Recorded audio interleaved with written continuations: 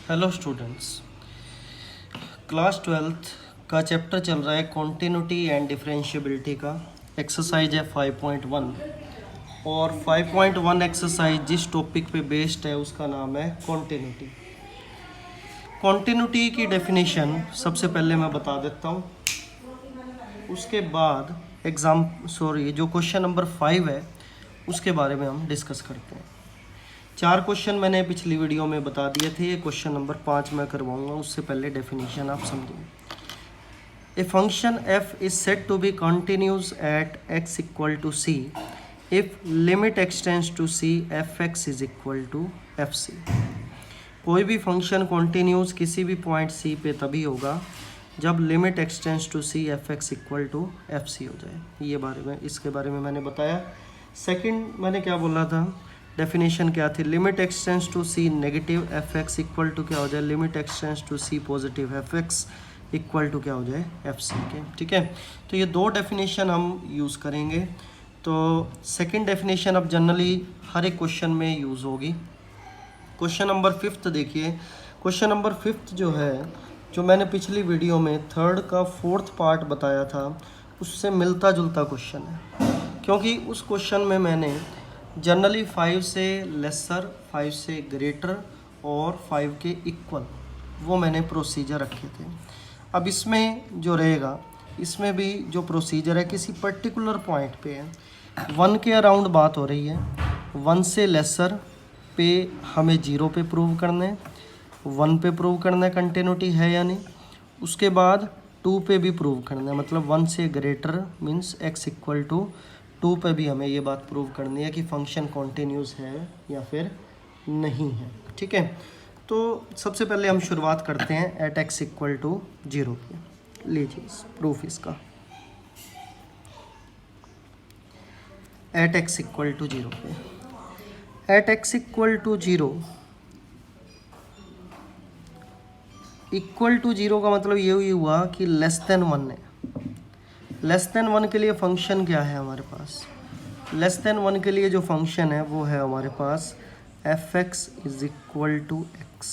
सबसे पहले आपको यही पहचान होनी चाहिए कि जो लेस देन और ग्रेटर देन की जो ब्रेकिंग होती है हमेशा, उसके अंदर इन पॉइंट्स का रोल क्या होता है। 0 का मतलब लेस देन 1, मतलब उस पर फंक्शन जो यूज़ करना है वो हम यूज़ करेंगे।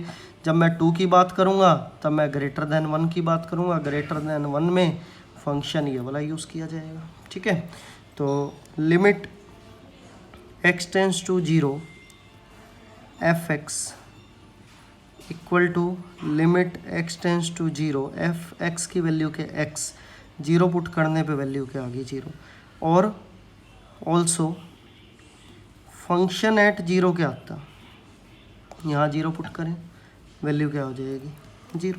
ठीक है, तो मतलब ये हुआ limit x tends to 0 f(x) is equal to f(0) हो गया।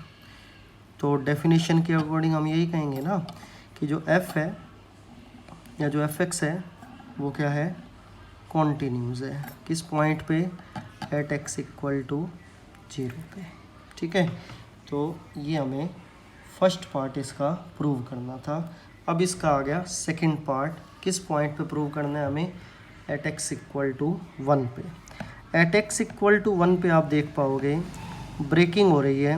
ब्रेकिंग मतलब कैसे, लेस देन 1 अलग है, ग्रेटर देन 1 अलग है। ठीक है, तो जब जिस पॉइंट पे ब्रेकिंग होती है मैंने बताया था, उस पर हम लेफ्ट हैंड लिमिट और राइट हैंड लिमिट की डेफिनेशन हम यूज़ करेंगे। ठीक है, तो लेफ्ट हैंड लिमिट और राइट हैंड लिमिट की डेफिनेशन यूज़ करने के लिए हमें प्रोसीजर कैसे फॉलो करना है। Limit x tends to 1 negative f(x). 1 negative का मीनिंग हो गया 1 से लेसर, और 1 से लेसर के लिए फंक्शन कौन सा है, x। तो वैल्यू क्या हो जाएगी, limit x tends to 1 negative x, function f की जगह मैंने वैल्यू पुट कर दी ना। तो 1 नेगेटिव को हम अगर डिफाइन करें तो कुछ ऐसे करेंगे, कैसे, x को पुट करेंगे क्या, 1 माइनस h। 1 नेगेटिव मतलब 1 में से कुछ टर्म मैंने माइनस की है। ठीक है, माइनस करें तो क्या आया, 1 माइनस h, वेयर h क्या है, टेंस टू जीरो है। एच एक ऐसी क्वांटिटी है which is approaches to zero है। ठीक है, तो एक्स की जगह हम 1 माइनस एच रख देते हैं और एच की वैल्यू है जीरो, तो वैल्यू क्या हो जाएगी 1। ये हमारी क्या आई इसकी left hand limit.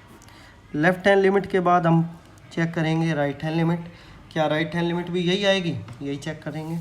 Right hand limit अगर यही आती है तो फंक्शन एट 1 चेक करेंगे। ठीक है, अगर तीनों सेम आते हैं तो फंक्शन कॉन्टिन्यूस होगा। देखिए चेक करें right hand limit.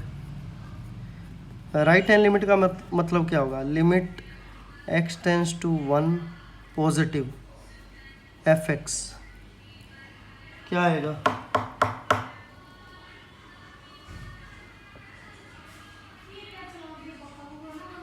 Limit x tends to 1 positive f x,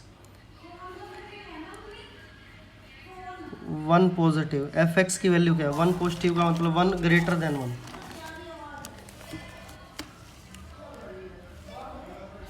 greater than 1 क्या है? 5 है। ठीक है, तो एफ एक्स की वैल्यू 5 पुट करते हैं। लो पुट करो, ग्रेटर देन 1 में एफ एक्स की वैल्यू पुट कर दी मैंने 5। लो जी, 5 पुट करने पर x की जगह 1 प्लस एच पुट तभी करते हैं ना जब यहाँ x होता है ही नहीं, तो यहाँ पे सिंपल 5 रहेगा। ठीक है, देखो राइट हैंड लिमिट हमारी आ गई 5 और लेफ्ट हैंड लिमिट क्या थी? देखा तो आपने, लेफ्ट हैंड लिमिट हमारी थी 1। ठीक है, तो left hand limit right hand limit के इक्वल नहीं है। ठीक है, मैंने क्या बात बोली कि जो लेफ्ट हैंड लिमिट है,